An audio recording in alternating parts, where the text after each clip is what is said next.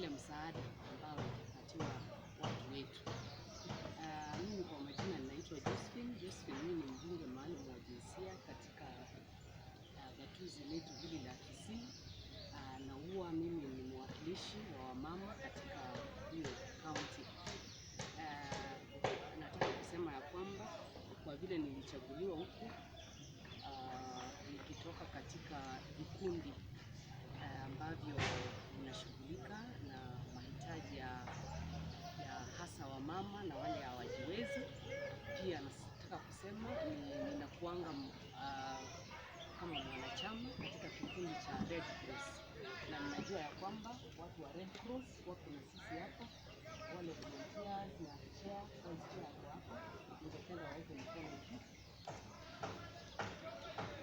So ninasema ya kwamba tunafanya kazi pamoja vizuri na kaunti yetu, na ningesema ya kwamba kwa mjumbe wa walio wengi katika bunge yetu, niliona mjumbe wa walio wachache katika bunge hapo hapa.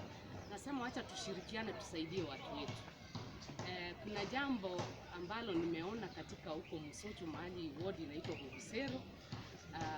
Ningeongea na kaunti yetu waone vile watasaidia waathiriwa wa huko, kwa sababu yale maji yaliyokuja yakajiteka pale, ninaona kama yataibua mambo mengine, hasa magonjwa, kwa sababu yale maji yamekwama pale na hawajapata njia ya kuyaondoa. Ningeomba serikali ya kaunti wakishirikiana na serikali kuu, tuone ya kwamba yale maji yameondolewa pale, ili watu wetu wasipate magonjwa, kwa sababu kupitia yale maji ninaona tunaweza pata janga pia la kolera na mambo mengine.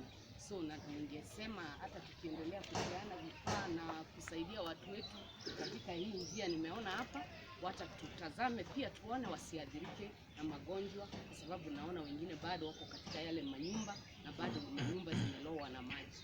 Asante kwa kunipa.